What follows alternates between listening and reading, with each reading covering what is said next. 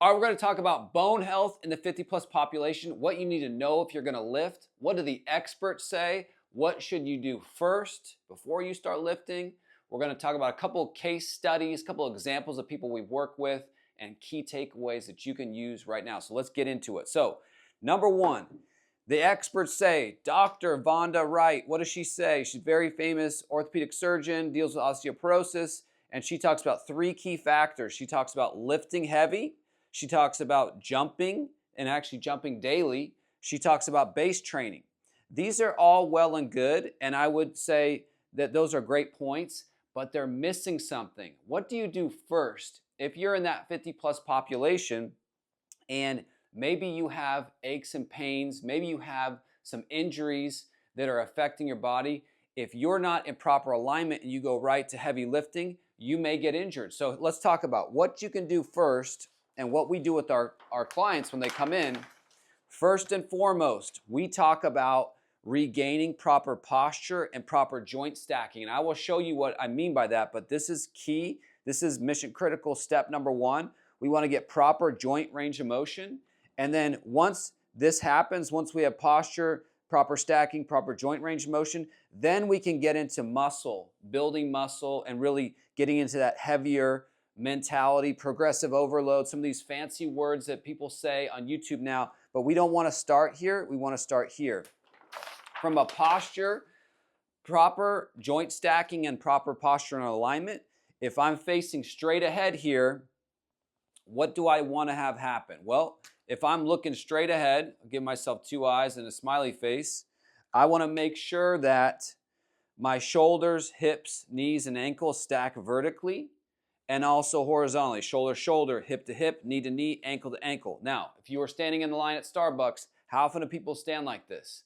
Almost never. Most people have an elevated shoulder, an elevated hip, their knees are tracking out, their feet are tracking out.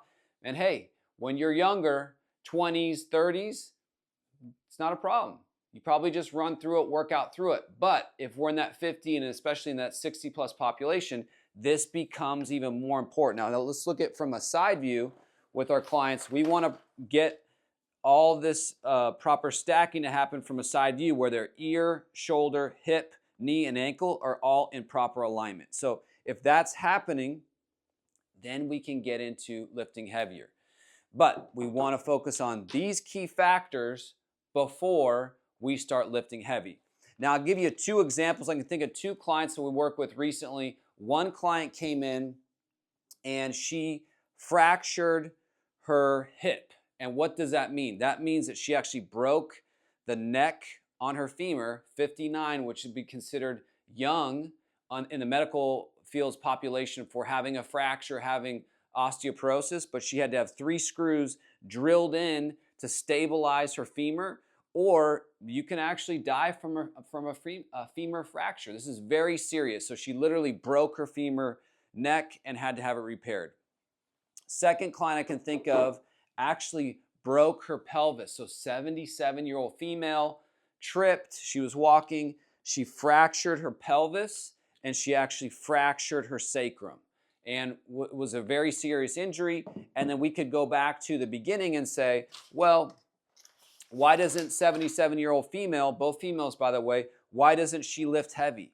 Well, she's had 2 knee replacements in the last 5 years, so she's got that to deal with. So we can't start lifting heavy, jumping.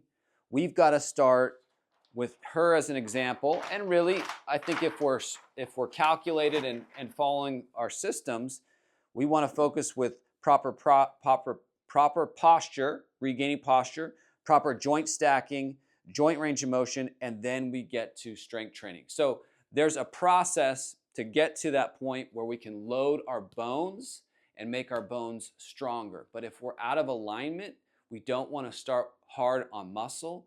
We want to focus on realigning joints, getting our bones in the right positions, and then we're going to focus on more of the muscle growth. But there's a strategic process involved. So that's basically bone health, the starting of bone health, working with the 50 plus population, what we see in the studio. Thanks for watching, everybody, and I will see you in the next video.